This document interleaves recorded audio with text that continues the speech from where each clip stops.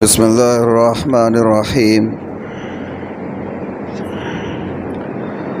الحمد لله الذي وحده والصلاة والسلام على من لا نبي بعد. أما بعد، قال الله تبارك وتعالى: أعوذ بالله من الشيطان الرجيم. بسم الله الرحمن الرحيم. وأقيموا الصلاة وآتوا الزكاة واركعوا مع الراكعين. وقال تعالى: الذين إن مكناهم في الأرض أقاموا الصلاة وآتوا الزكاة وأمروا بالمعروف ونهوا عن المنكر ولله عاقبة الأمور. صدق اللہ مولانا العظیم. قابل صد احترام بزرگوں، عزیز دوستوں اور بھائیوں، ابھی میں نے آپ کے سامنے قرآن کریم کتاب مقدس کی 2 آیتیں تلاوت کی ہے۔ پہلی آیت میں اللہ تبارک و تعالی فرماتے ہیں کہ نماز کو قائم کرو، زکوٰۃ دیتے رہو اور رکوع کرنے والوں کے ساتھ رکوع کرتے رہو۔ اور دوسری جو آیت میں نے پڑھی اس میں اللہ تعالیٰ یہ فرما رہے ہیں کہ اہل ایمان وہ ہوتے ہیں کہ اگر ہم انہیں زمین میں اقتدار دے دیں، زمین میں انہیں استحکام عطا کر دے، زمین میں انہیں سلطنت دے دے، حکومت دے دے، خلافت سے نواز دے یا بادشاہی دے دے، تو ان کا پہلا کام یہ ہوتا ہے کہ وہ نماز کو قائم کرنے والے ہوتے ہیں۔ اور نماز کو قائم کرنا انفرادی طور پر نماز پڑھنے کو نہیں کہتے ہیں، بلکہ اجتماعی طور پر جماعت کے ساتھ نماز کے قیام کی کوشش کرتے ہیں۔ اور ان کا پہلا کام یہ ہوتا ہے کہ وہ زکوٰۃ کو ادا کروانے والے ہوتے ہیں۔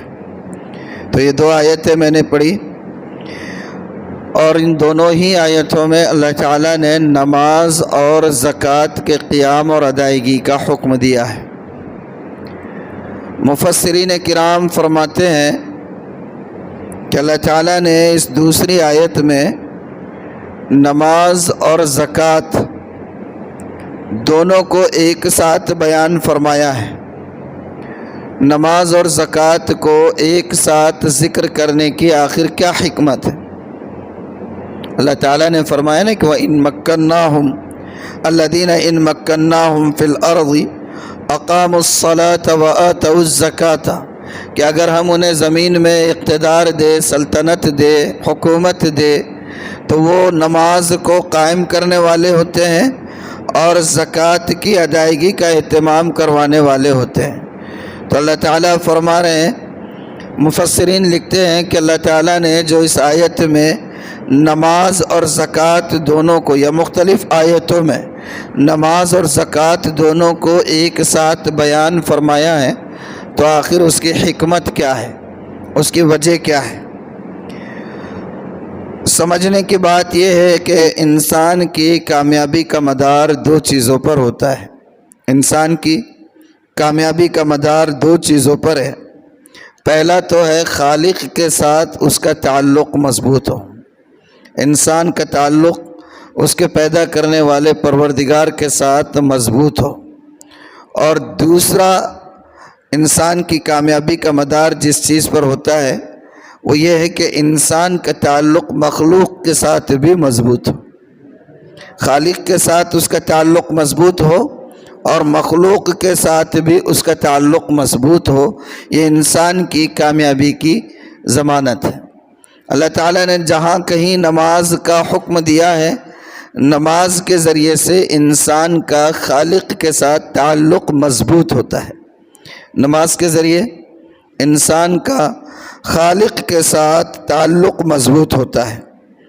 دیکھیے کتنا زبردست کنورسیشن ہوتا ہے اللہ تعالیٰ کے ساتھ بندے کا نماز کے اندر، اور سبحان اللہ، قربان جائیے کہ اللہ تعالیٰ کے ساتھ انسان کو یہ کنورسیشن قائم کرنے کے لیے اور گفتگو کرنے کے لیے کوئی بہت بڑا پروٹوکول نہیں اپنانا پڑتا ہے، اور اپوائنٹمنٹ کا کوئی لمبا چوڑا پروسیجر نہیں ہوتا ہے۔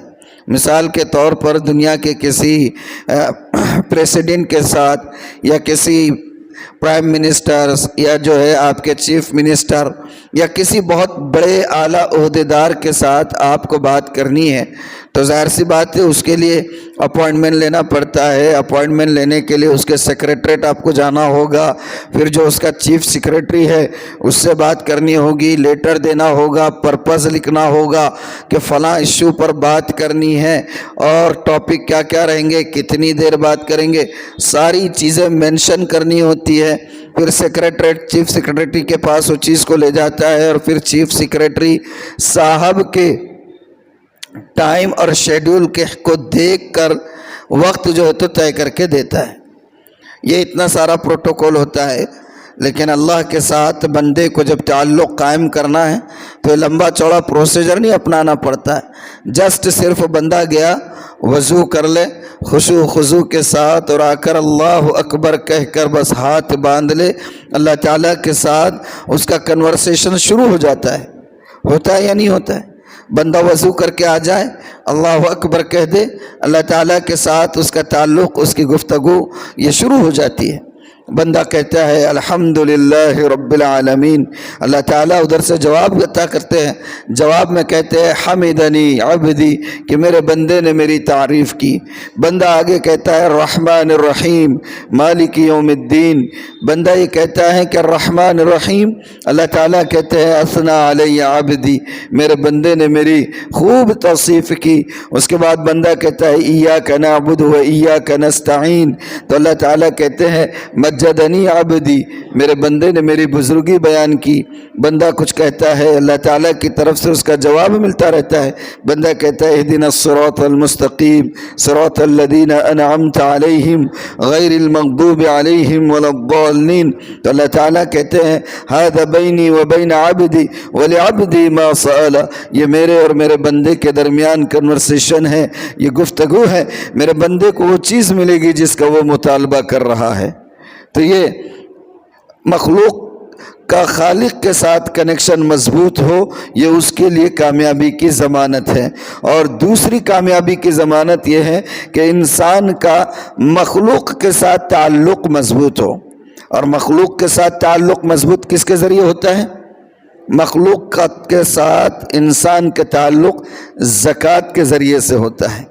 کوئی بندہ اگر زکوٰۃ دیتا ہے، صدقہ کرتا ہے، خیرات کرتا ہے، کسی کو کھانا کھلاتا ہے، کسی کو لباس پہناتا ہے، کسی کی فیس ادا کر دیتا ہے، کسی کے گھر میں راشن بھر دیتا ہے، کسی کی دوائی کا انتظام کر دیتا ہے، کسی کے لیے چھت کا انتظام کر دیتا ہے، تو ظاہر سی بات ہے کہ یہ وہ سارے کام ہیں کہ جن کام کے کرنے کے بعد جس کے ساتھ یہ معاملہ کیا گیا اس کے دل میں اس انسان کی محبت پیدا ہو جاتی ہے۔ ہوتی ہے یا نہیں ہوتی ہے؟ بھئی آپ اگر کسی کے ساتھ اچھا کام کرو گے، اس کی بھلائی کا کام کرو گے، اس کی امداد کرو گے، اس کے بچوں کی تعلیم کی فیس بھر دو گے، تو ظاہر سی بات ہے کہ اس کے دل میں محبت تو پیدا ہونی ہے، نہیں ہوگی؟ تو اللہ تعالیٰ نے دو چیزیں بتائی ہیں۔ ایک یہ ہے کہ اس کے ساتھ انسان کا تعلق مضبوط ہو، اس کے لیے نماز ہے، اور بندوں کے ساتھ، مخلوق کے ساتھ انسان کا تعلق مضبوط ہو، اس کے لیے اللہ تعالیٰ نے زکوٰۃ کا انتظام فرمایا۔ نماز سے خالق کے ساتھ تعلق مضبوط ہوتا ہے اور زکوٰۃ سے مخلوق کے ساتھ تعلق مضبوط ہوتا ہے۔ بہرحال اللہ تعالیٰ نے، اور زکوٰۃ تو صرف سال میں ایک بار ہے، زکوٰۃ سال میں ایک بار، اور وہ بھی 2.5%، 2.5%، وہ بھی اس مال پر پورا سال گزرنے کے بعد، اور وہ بھی کس پر؟ جس کے اوپر جو صاحب نصاب ہے اس پر۔ لیکن یہ جو صدقہ، خیرات، امداد، تعاون، ہدیہ، عطیہ، اور کسی کی فیس بھر دینا، کسی کا چولہا جلا دینا، کسی کے ہاں راشن پہنچا دینا، کسی کی دوائی کا انتظام کر دینا، یہ تو سال بھر چلتا رہتا ہے، اور اس کے ذریعے سے انسانوں کے دلوں میں محبت پیدا ہوتی ہے۔ اللہ تعالیٰ نے قرآن میں دو چیزوں کو قیم کہا ہے. کیا کہا ہے؟ قیم کہا ہے. قیم کہتے ہیں اس چیز کو جس پر کسی چیز کا دار و مدار ہوتا ہے، جس پر کسی چیز کا دار و مدار ہوتا ہے، اس کو قیم کہتے ہیں. اللہ تعالیٰ نے قرآن میں دو چیزوں کو قیم کہا ہے کہ پورے دین کی قیم ہے وہ. ایک تو اللہ تعالیٰ نے کعبۃ اللہ کو فرمایا کہ وہ قیم ہے. اللہ تعالیٰ نے قرآن میں فرمایا جعل اللہ الکعبۃ البیت الحرام قیاما للناس، کہ اللہ تعالیٰ نے کعبۃ اللہ کو قیم بنایا، لوگوں کے قیام کے لیے ایک مدار بنایا ہے. اور دوسرے اللہ تعالیٰ نے مال کو قیم کہا ہے. مال کو اللہ تعالیٰ نے مال کمانا، مال حاصل کرنا، مال جمع کرنا معیوب نہیں ہے، لیکن اس کا طریقہ کار ہے. کبھی فرصت ہو تو بتائیں گے انشاءاللہ. دوسرے اللہ تعالیٰ نے مال کو قیم کہا ہے. کیا کہیں؟ اللہ تعالیٰ نے قرآن میں فرمایا وَلَا تُؤْتُوا السُّفَهَاءَ أَمْوَالَكُمُ الَّتِي جَعَلَ اللَّهُ لَكُمْ قِيَامًا، کہ اپنا مال جو آپ کو دیا ہے اللہ نے، اس مال کو بے وقوفوں کے حوالے مت کرو، نادانوں کے حوالے مت کرو کہ اٹھائے کے دے دے رہے چل تو یہ کاروبار کر، اور معلوم ہے اس کو بینگن کچھ بھی معلوم نہیں ہے، الف بات تھا اس کاروبار کی، وہ پورا پیسہ لے رہا ہے اور پیسے کو جو ہے تو پورا ڈبا ڈال رہا ہے. تو اللہ تعالیٰ نے قرآن میں فرمایا وَلَا تُؤْتُوا السُّفَهَاءَ أَمْوَالَكُمْ، تمہارا مال بے وقوفوں کو مت دو. کون سا مال؟ اللہ تعالیٰ نے فرمایا الَّتِي جَعَلَ اللَّهُ لَكُمْ قِيَامًا، وہ مال جس مال کو اللہ تعالیٰ نے تمہارے قیام کے، تمہارے استحکام کے اور تمہاری مضبوطی کا اللہ تعالیٰ نے ذریعہ بنایا ہے. تو اللہ تعالیٰ نے مال کو قیام کہا ہے.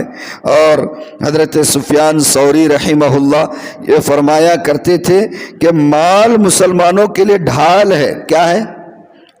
ڈھال ہے. آج دیکھیں کتنے لوگ ارتداد کا شکار ہو رہے. کس لیے شکار ہو رہے ہیں؟ اس میں اگر آپ جائزہ لیں گے اور اینالائز کریں گے تو یقیناً بغیر مبالغے کے کہہ رہا ہوں ارتداد کا شکار ہونے والے 90% آپ کو غربت کے مارے ملیں گے. جن کے ہاں کھانے کا نظم نہیں ہے، جن کے ہاں پینے کا نظم نہیں ہے، جن کی بچیوں کے شادیوں کے مسئلے آ گئے اور ان کے اڑوس اور پڑوس میں رہنے والے لاکھوں اور کروڑوں کی شادیاں کرنے ہو اور ان کے ہاں چولہا نہ جل رہا ہو، تو ایسے میں کوئی مشنریز والے، کوئی سنگٹھن والے، کوئی آرگنائزیشن والے ان کو آ کر ان کے وقتی طور پر کام کو نکال دیتے ہیں اور اس لالچ میں وہ لوگ اپنے دین و ایمان سے ہاتھ دھو بیٹھتے ہیں. سفیان ثوری نے فرمایا تھا رحمہ اللہ کہ مال مسلمان کے لیے ڈھال ہے، اس کے دین کے لیے ڈھال ہے، اس کے عزت کے لیے ڈھال ہے، اس کے ناموس کے لیے ڈھال ہے. کتنی ایسی ہماری بچیاں ہیں، مسلم غیر مسلم نہیں کہہ رہا ہوں، جو غربت کے مارے پروسٹیٹیوشن کا شکار ہے.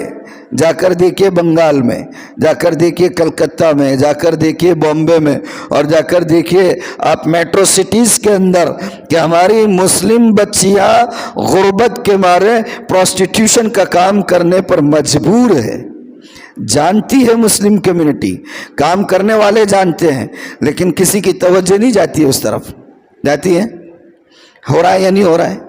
تو سفیان ثوری نے فرمایا کہ مال مسلمان کے لیے ڈھال ہے. اور اللہ کے رسول نے فرمایا تھا غربت بہت خطرناک چیز ہوتی ہے، غربت بہت خطرناک چیز ہوتی ہے. اللہ کے رسول نے فرمایا آخری کام کروا دیتی ہے انسان سے. اللہ کے رسول صلی اللہ علیہ وآلہ وسلم نے فرمایا کاد الفقر ان یکون کفرا، فقر، غربت، محتاجی یہ انسان کو کفر تک جو ہے لے کر چلی جاتی ہے، کفر میں مبتلا کر دیتی ہے غربت انسان کو اگر اس کے اندر صحیح اسلامی تعلیمات کی جانکاری نہ ہو. یہ ہو رہا ہے. اور آج دیکھ لیجئے اسی وجہ سے اللہ تعالیٰ نے قرآن میں مال کو کہیں بھی برا نہیں کہا ہے. مال کو بلکہ اللہ تعالیٰ نے مال کو تو رشد کہا، فضل کہا، زینت کہا. اللہ تعالیٰ نے یہ سب قرآن میں مال کے لیے استعمال کیے گئے الفاظ ہیں. کہیں فرمایا ذالک فضل اللہ یؤتیہ من یشاء، کہیں اللہ تعالیٰ نے مال کو زینت کہا، کہیں اللہ تعالیٰ نے مال کو کیا کہا؟ رشد کہا. یہ ساری چیزیں ہیں. لیکن کتنی حد تک مال ہاتھ میں ہونا چاہیے، جیب میں ہونا چاہیے، آپ کی زندگی میں ہونا چاہیے، دل میں نہیں ہونا۔ کہاں نہیں ہونا؟ دل میں نہیں ہونا چاہیے۔ سارا فساد، سارا بگاڑ، ساری خرابی کہاں پیدا ہوتی ہے؟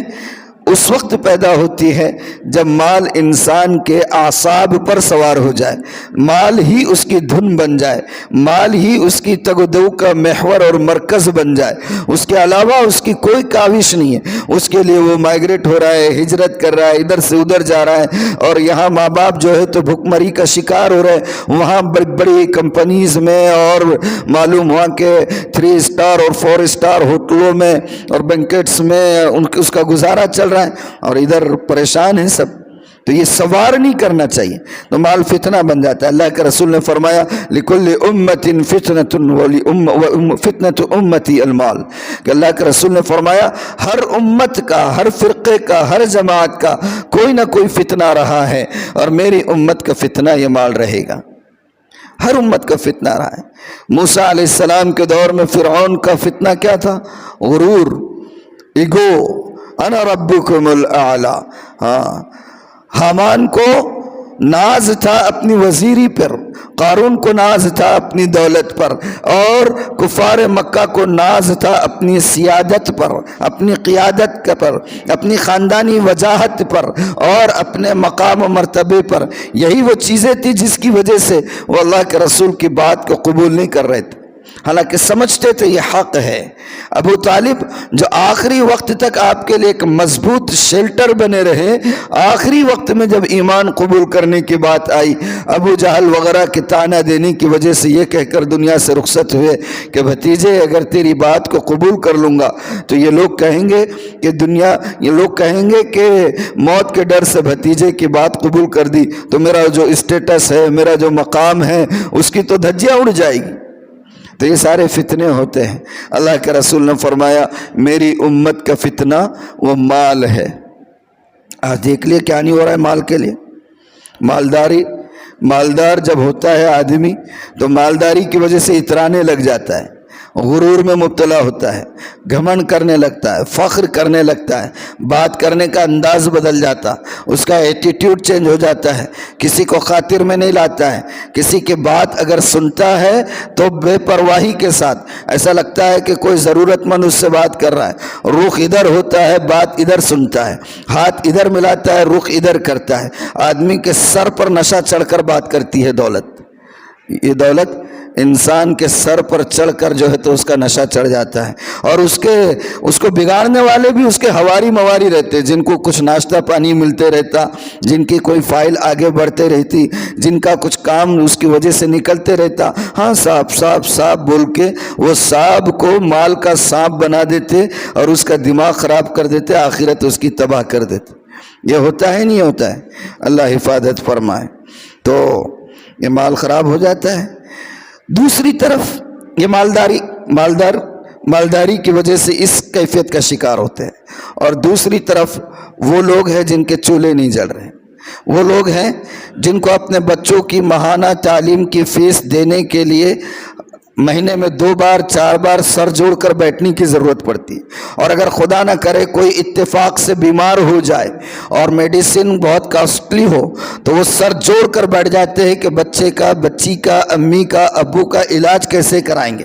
تو پھر کیا ہوتا ہے کہ ادھر تو گھمنڈ ہے، تکبر ہے، فخر ہے، غرور ہے، اترانا ہے، اور دوسری طرف یہ جو حالات ہے اس کی وجہ سے ڈپریشن پیدا ہوتا ہے، اس کی وجہ سے ٹینشن پیدا ہوتا ہے، اس کی وجہ سے فکریں پیدا ہوتی ہیں، اور پھر ان فکروں کو حل ہونے کا کوئی راستہ نظر نہیں آتا ہے، تو لا محالہ اس کی وجہ سے چوری پیدا ہوتی ہے، اس کی وجہ سے ڈکیتی پیدا ہوتی ہے، اس کی وجہ سے کرپشن پیدا ہوتا ہے، اس کی وجہ سے سود پیدا ہوتا ہے، اس کی وجہ سے رشوت پیدا ہوتی ہے، اس کی وجہ سے ایک دوسرے کے حقوق پر ڈاکے ڈالنا پیدا ہوتا ہے، اس کی وجہ سے مرڈرز ہوتے ہیں، اس کی وجہ سے جوا کھیلا جاتا ہے، اس کی وجہ سے غم ہلکا کرنے، ڈپریشن ختم کرنے کے لیے شراب پی جاتی ہے، اپنے آپ کو سکون پہنچانے کے لیے غلط کاری پر ڈالا جاتا ہے۔ بیلنس نہیں ہونے کا نتیجہ ہے. ایک طرف گھمنڈ، غرور، تکبر، فخر، مباحات، اترانا، دوسری طرف ڈپریشن، ٹینشن، فکریں، اور اس کے نتیجے میں چوری، ڈکیتی، قتل، خون، غارت گری، یہ ساری چیزیں معاشرے میں ہوتی. بیلنس ختم ہو جاتا ہے، بیلنس ختم ہو جاتا ہے. اور آج ہمارے معاشرے میں یہ بیلنس موجود نہیں ہے. خاص طور پر ہمارا ملک بھارت، پاکستان، بنگلہ دیش، یہ جو علاقے ہیں ان میں بیلنس ہے ہی نہیں. دولت کی غیر منصفانہ تقسیم ایسی ہو گئی ہے. ابھی حال میں شادی ہوئی، 1000 کروڑ روپیہ شادی پر خرچ کیا گیا. کتنا خرچ کیا گیا ہے؟ جو اطلاعات آ رہی ہے اس کے مطابق، اوتھینٹسٹی اللہ جانے، لیکن کیا بتایا جا رہا ہے 1000 کروڑ روپیہ ایک شادی پر خرچ کیا گیا. جہاں پر اس کا بنگلہ ہے اس سے قریب میں ہی، بہت ہو گیا 10-15 کلومیٹر، 20-25 کلومیٹر دھاراوی بھی ہے. کیا ہے؟ پورے ایشیا کا سب سے بڑا سلم علاقہ ہے. آپ جائیے، گزریے گلیوں میں سے تو مشتاق صاحب جو ہے پاکستان کے بہت زبردست رائٹر ہے، وہ بات یاد ہے گئی، بول دیتا ہوں.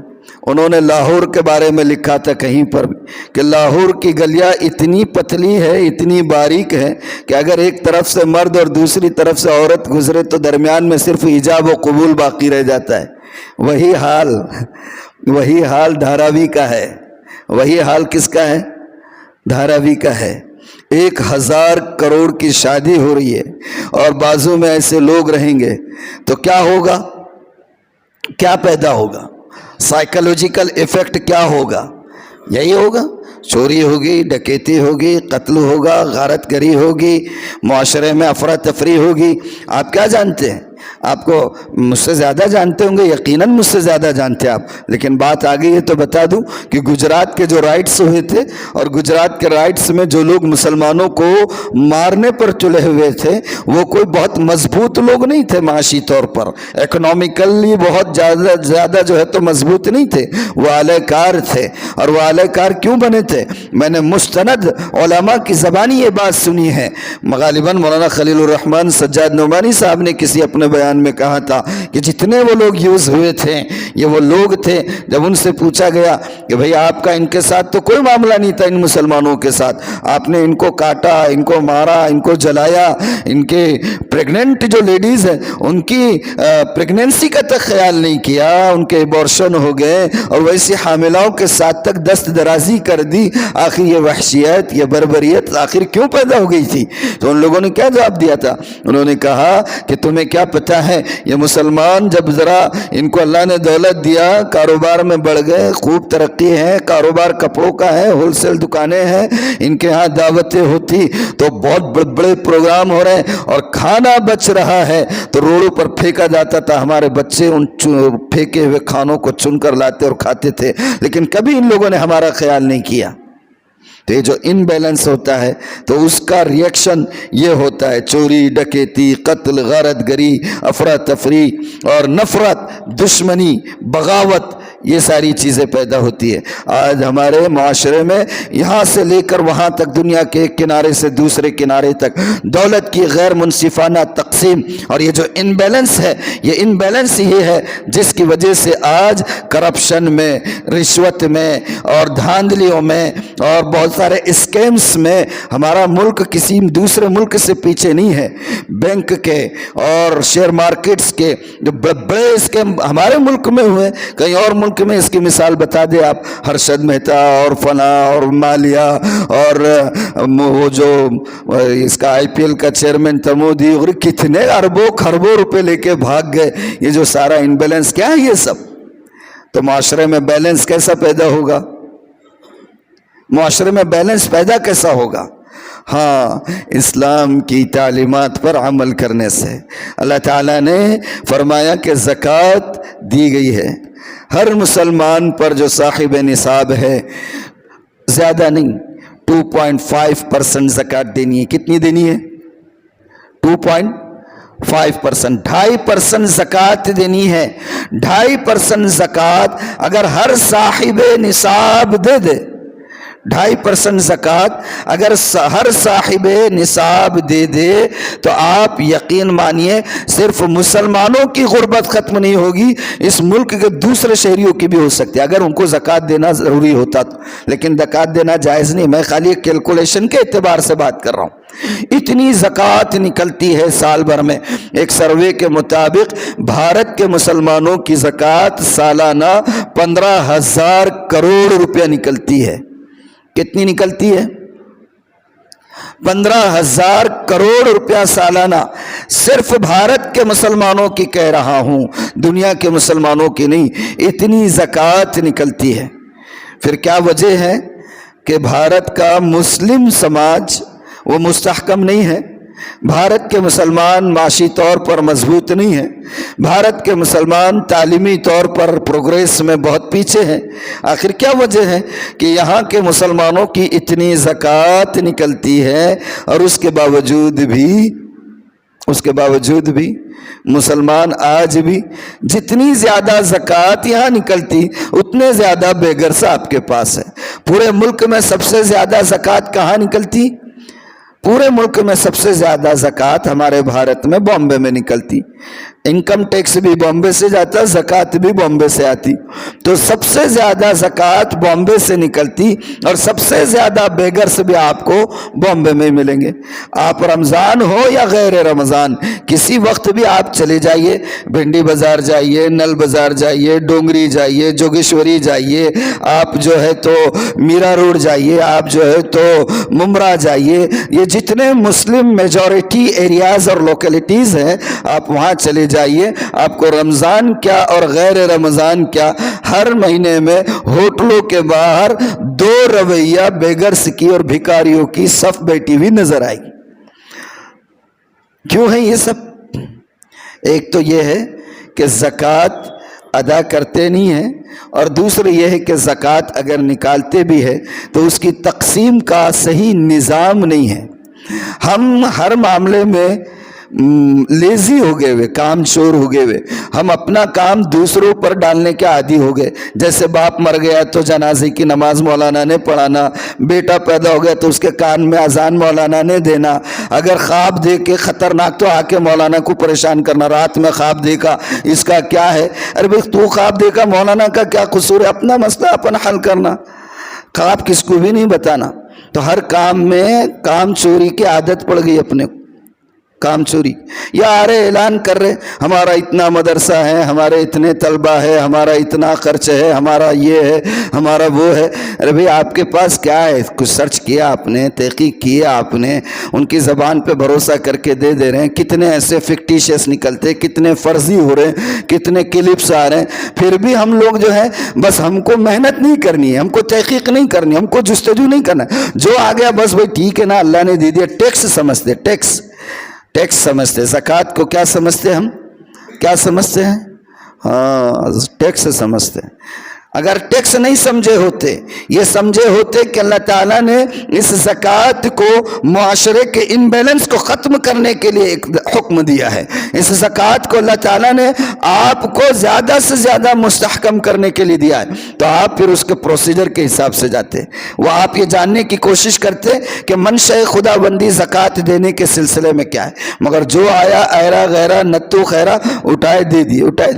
مدارس کا ضرور کرنا چاہیے، جو اوتھینٹک ہے، جو معتمد ادارے ہیں، جو مستند ادارے ہیں، وہ بالکل حق ہے ہمارا کہ ان کی امداد کریں، لیکن بہت سے ایسے ہوتے ہیں جن کے بارے میں کچھ معلوم نہیں ہے، ہم زکوٰۃ کی بڑی رقمات ان کے حوالے کر دیتے ہیں۔ اس کا نتیجہ یہ ہے کہ سال ہا سال سے نہ بلکہ صدیوں سے اور دہائیوں سے زکوٰۃ، میں نے جیسے بتایا ابھی ایک سروے کے مطابق بھارت کے مسلمانوں کی زکوٰۃ کتنی ہے؟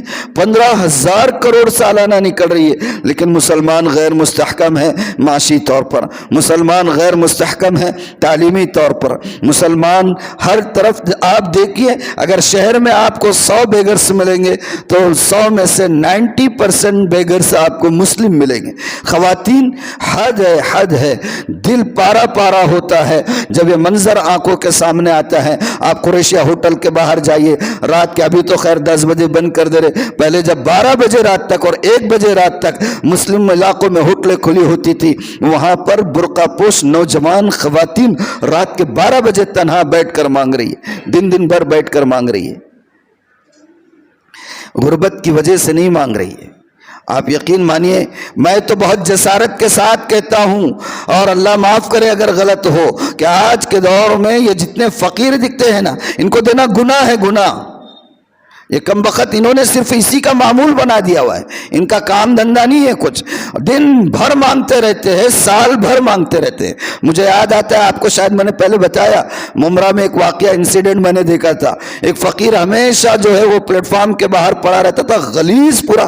وہ ہمارے پاس جو ہے آج سے 15-20 سال پہلے یہ گوشت کی مارکیٹ کے پاس ایک موٹی عورت 10 نمونے کے کپڑے پہن کے پھرتی تھی، 100 کی نوٹ بولتے تھے اس کو، کیا بولتے تھے؟ کسی نے دیکھے کیا 100 کی نوٹ؟ ہاں چلو ٹھیک ہے، میرے کوئی تو گواہ ہے۔ تو ایسے 25 کپڑے پہن کے جو ہے تو پہنا ہوا غلیظ کپڑے، اور کوئی اس کے قریب سے جانا گوارا نہ کرے، مر گیا اسی پلیٹ فارم کے باہر۔ جب اس کی دھرتی لی گئی، جھڑتی لی گئی، تلاشی لی گئی، تو 1.5 لاکھ روپیہ کیش نکلا، کیش ان غلیظ کپڑوں کے اندر۔ تو زکوٰۃ ادا کرنا ہے، لیکن کہاں دینا ہے اس کا احساس نہیں، اس کا نتیجہ یہ ہے، اس کا ادراک نہیں ہے، اور اس کا نتیجہ یہ ہے کہ معاشرے کے اندر انبیلنس جوں کا تو قائم ہے۔ جس طریقے سے جسم میں خون ہے نا جسم میں، تو خون کا موجود ہونا بھی ضروری ہے، اور خون کا دوران بھی ضروری ہے۔ اگر کسی شخص کے جسم میں خون کم ہو جائے، اس کا جسم سوکھنے لگ جائے، پہلے تو پھولتا ہوا نظر آئے گا، پھر ختم ہو جائے گا۔ اور اگر کسی کے جسم میں خون تو ہے، لیکن خون گردش کرنا بند کر دے، تو پھر وہ ناسور بن جاتا ہے، وہ پوائزن بن جاتا ہے، اس کی وجہ سے کینسر ہو سکتا ہے، اس کی وجہ سے بہت سارے گلٹیز پیدا ہو سکتی ہے، پھر بایوپسی کراؤ، پھر کیمیو کراؤ، پھر علاج کراؤ، اور آخر میں سب تھک ہار کے اس کو قبر کے حوالے کر دو۔ یہی ہوتا ہے، یہی حال معاشرے میں دولت کے حوالے سے ہے، کہ دولت ایک طرف جمع پر جمع ہوتی چلی جا رہی، جس کی وجہ سے لوگ امیر سے امیر تر ہوتے چلے جا رہے ہیں، 1000 کروڑ کی شادیاں ہوتی جا رہی ہیں۔ دوسری طرف جو لوگ غریب ہیں، وہ غربت سے غریب تر ہوتے چلے جا رہے ہیں، جس کے نتیجے میں پھر چوری بھی ہو رہی ہے، ڈکیتی بھی ہو رہی ہے، قتل بھی ہو رہا ہے، جوا بھی کھیلا جا رہا ہے، ہار گئے تو غم کو ہلکا کرنے کے لیے شراب بھی پی جا رہی ہے۔ یہ ساری خرافات یہ ان بیلنس کی وجہ سے ہے۔ اس بیلنس کو پیدا کیا اسلام نے، کتنے بہترین طریقے سے کہا کہ تم کو جن کو اللہ تعالیٰ نے مال دیا ہے، سالانہ صرف 2.5% مال آپ کو دینا ہے۔ کتنا دینا ہے؟ 2.5%۔ اگر آپ کے پاس 1 لاکھ روپیہ ہے تو اس میں کتنا دینا ہے؟ 1 لاکھ کے پیچھے 2.5% کتنا ہوتا ہے؟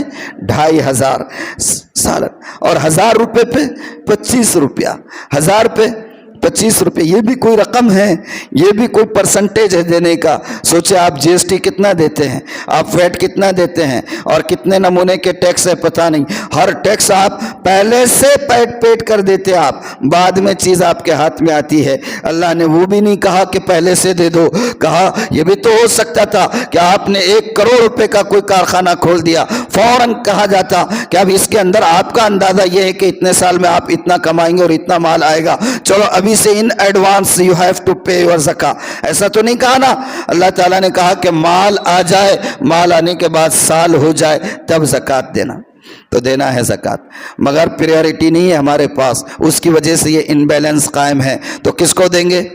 حقدار کون ہے؟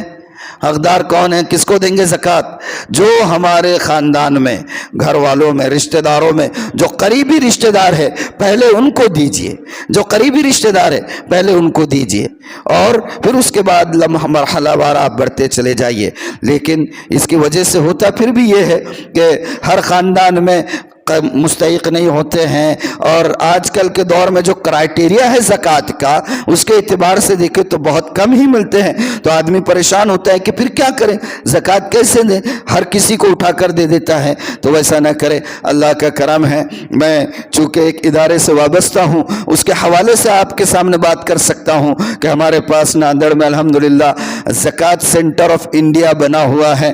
بنا ہوا کیا ہے، بلکہ 1 ہی سال ہوا ہے، اس مہینے کی 10 تاریخ کو، یعنی گزشتہ 10 मार्च को हमारे पास ज़कात सेंटर ऑफ इंडिया का क़याम अमल में आया था और अल्हम्दुलिल्लाह उसके तहत बहुत सारे मैदान में काम किया जाता है। मकरूज़ों के कर्ज़ की अदायगी का काम किया जाता है। इसी तरीके से जो बिल्कुल ही कुछ नहीं कर सकते हैं, बेदस्त पा हो चुके हो समझो तो, और बूढ़े हैं, कमाने के काबिल नहीं है, माजूर है, कमाने के काबिल नहीं है, तो उनको हम महाना मुआसात के नाम पर जो है हम क्या, अल्लाह ने जो एक तंजीम कायम की हुई है उस तंजीम के ज़रिए से महाना मुआसात के नाम पर भी कुछ दिया जाता है। फिर इसी तरीके से जो हमारी कौम के नौनिहाल पढ़ रहे हैं लेकिन उनके पास फ़ीस का नज़्म नहीं है, और बहुत सारे जो प्रोफेशनल कोर्सेज होते हैं वो उनका फ़ी स्ट्रक्चर काफ़ी हेवी होता है, वो अफोर्ड नहीं कर सकते हैं, तो ज़कात सेंटर ऑफ इंडिया उनके फ़ी को पे करने का भी काम करता है। और भी काम है। गुज़िश्ता साल यानी कि रमज़ान से ये मुबारक काविश शुरू हुई थी, तो इस रमज़ान तक तकरीबन 23,70,000 रुपया ज़कात का जमा किया गया, और अल्हम्दुलिल्लाह वो 23,70,000 रुपया पूरा की पूरा तकरीबन ख़त्म कर दिया गया, मुस्तहिक़ीन तक पहुँचाया गया। एक एक चीज़ ऑन रिकॉर्ड है, किसको दिया जा रहा है उसको तहक़ीक़ का एक निज़ाम है। बाज़ाब्ता अगर कोई साहब लेकर आ जाए और उसके मेरे से ताल्लुकात है तो उन ताल्लुकात पर भरोसा करके किसी को जो है ज़कात नहीं दी जाती है। बाज़ाब्ता एक एक्टिव, एक डायनामिक टीम है जो पूरा सर्वे करती है, तहक़ीक़ करती है, और अगर एक्चुअल में वो नीडी है, एक्चुअल में मुस्तहिक़ ज़कात है, तब कहीं उसको बाज़ाब्ता इसके ज़रिए क्या कहते हैं, चेक के ज़रिए पेमेंट दिया जाता है। कैश का जो है कोई लेन देन नहीं है, सारी चीज़ें ऑन रिकॉर्ड है। तो मैं आपसे दरख्वास्त करूँगा, हमारे मोहल्ले में तो अल्लाह ताला ने ऐसे ऐसे नवाजे हुए लोग हैं, अल्हम्दुलिल्लाह ये इलाका दूसरे इलाके वालों के लिए काबिल रश्क है। लेकिन मुझे माफ़ कीजिएगा, मैं थोड़ा सा तल्ख कहूँगा, काबिल रश्क है दूर वालों के लिए। करीब आकर देख ले तो बोलेंगे अरे यार यहाँ से भागो यार, ये खाली दूर के क्या ढोल सुहाने लगते हैं, वैसा मामला है। हर घर में, मैं तनकीस नहीं कर रहा हूँ, अल्लाह और तरक्की अता फरमाए और आपकी नस्लों को अल्लाह ताला जो है आपसे कई गुना ज़्यादा कामयाब बनाए। लेकिन दिल का दर्द है, सुनाऊंगा ज़रूर। हर घर में तकरीबन, हर घर में मुबालगा हो जाएगा, तकरीबन घरों के अंदर 2-2, 3-3 अफराद गवर्नमेंट जॉब करने वाले हैं। किसी घर में 2 लाख रुपया महाना आमदनी आ रही है, किसी में 1.5 लाख, किसी में 3 लाख, किसी में 1 लाख। और आज तक मैं आया जब से देख रहा हूँ, अल्लाह गवाह है, इस बात पर अल्लाह को गवाह बना रहा हूँ कि शायद ही किसी महीने में 2,000 रुपये से ज़्यादा का चंदा जमा होता हो मस्जिद का। हाँ, अल्लाह ताला ने हिसाब होगा, हिसाब, कसम खुदाए पाक की एक एक पाई का हिसाब होगा। ये सैयद आसिफ नहीं कह रहा है, रिसालत माब सल्लल्लाहु अलैहि वसल्लम का फरमान सुना रहा हूँ कि अगर किसी बंदे ने पैसा कमाया है, कदम नहीं हटेंगे कदम अर्श के सामने से, अल्लाह के सामने से, जब तक ये हिसाब नहीं देगा कि कहाँ से कमाया था और कितना कमाया था और कहाँ लगाया था। कितना जो है अननेसेसरीज जो है तो फंक्शन हॉलों पर और गैर ज़रूरी कारोबारों पर और फलां चीज़ों पर और लग्जरीज पर, वो सब हिसाब देना होगा। बाकी क्या रहेगा? बाकी ये रहेगा जो उम्मत के काम में आएंगे। अल्लाह ने फरमाया है, अल्लाह के रसूल ने, मल्लम यहतम बिअम्रिल मुस्लिमीन फलैसा मिनहुम, जो मुसलमानों के मामलात से दिलचस्पी नहीं लेता वो मुसलमान नहीं हो सकता है। हाँ, वो दुनियादार हो सकता है, वो इंसान हो सकता है, मुसलमान नहीं हो सकता है। आज मुस्लिम कौम गुर्बत की मारी है और अजीब जहन बनाए हुए। मस्जिद हमारी, इसका ख्याल करे। कितनी मरतबा मैं तो कहता हूँ, इससे पहले भी हाथ जोड़कर शायद मैंने दरख्वास्त की थी। अल्लाह ने इतना नवाजा हुआ है, इतना एक्सपेंसेस करते, इतने गैर ज़रूरी अखराजात बना कर रखे हुए, अल्लाह की पनाह, और खानों के और पीनों के और कपड़ों के और गाड़ियों के गैर ज़रूरी अखराजात सर पर लगे हुए। हर मुसल्ली अगर ये तय कर ले कि मस्जिद में हर जुमा को सिर्फ 100 रुपये डालेगा, कूलर बन रहा तो आवाज़ें शुरू कर देते, और भाई वो काहे के लिए नहीं चला रहे, वो लाओ ना। क्या दिए भैया आपने? और दिए भी तो अल्लाह के घर में दिए, अल्लाह के वहाँ दे के उसका सवाल करते। یہ تو پھر یا ایھا الذین آمنوا لا تبطلوا صدقاتکم بالمن والاذی، جو چیز آپ نے دے دیے وہ دینے کی وجہ سے اگر آپ کوئی ثواب کا سوال کر رہے ہیں تو قسم خدا پاک کی ایک رتی برابر ثواب نہیں لکھا جائے گا۔ اگر آپ نے کوئی چیز دی اور دینے کی وجہ سے آپ یہ سمجھتے کہ ہم بھی دے رہے نا اور اس کی وجہ سے سوال کیے، تو میں قسم کھا کر کہہ رہا ہوں اجر کے نام پر ایک پائی نہیں ملے گی۔ تو 100 روپے کی نوٹ مسجد میں نہیں لگا سکتے ہم؟ کیسا ہمارا مزاج بن گیا۔ اللہ نے فرمایا وَلَا تَجْعَلْ يَدَكَ مَغْلُولَةً إِلَىٰ عُنُقِكَ، یہ دولت کی وجہ سے اپنے ہاتھوں کو ایسے چمٹا کے مت رکھو، اس کو کھولو کھولو، ورنہ یہ ہاتھ پھر وہیں پر چمٹے رہ جائیں گے۔ اللہ حفاظت کریں۔ تو بہرحال زکوٰۃ معاشرے سے ان بیلنس کو ختم کرنے کے لیے، اس بیلنس کو ختم کرنا ہے، اس کا طریقہ کار یہ ہے، اگر آپ کی زکوٰۃ نکلتی ہے اپنے قریبی لوگوں کو دیجیے، لیکن اتنے نہیں ہوتے ہیں، اس لیے میں نے آپ کو آسان راستہ بتایا۔ اگر آپ کے نظر میں کوئی مستند، کوئی اوتھینٹک، کوئی معتبر ادارہ ہے، تنظیم ہے، ان کو دیجیے، ورنہ میں نے آپ کو بتایا الحمدللہ آپ اس ادارے سے وہ لوگ وابستہ ہیں جن کو آپ بچپن سے جانتے ہیں۔ میں تو خیر ابھی آیا ہوں، وہ لوگ آپ کے نزدیک معتبر ہے، مستند ہے، وہ خود بھی اللہ نے ان کو نوازا ہوا ہے تو بڑھ چڑھ کر کام کرتے رہتے ہیں۔ ایسے لوگوں کے اور ایسے تنظیموں کے ہاتھوں کو مضبوط کیجیے تاکہ کم از کم ہمارے شہر ناندیڑ کی حد تک ہمارے مسلم معاشرے کا اپ گریڈنگ کا کام ہو سکے۔ اللہ تعالی عمل کی توفیق عطا فرمائے۔ باتیں تو اور بھی بہت ساری تھی، بہت سارا درد تھا، لیکن وقت بہت محدود ہوتا ہے۔ بہرحال اللہ تعالی قبول فرمائے۔ وآخر دعوانا ان الحمد للہ رب العالمین۔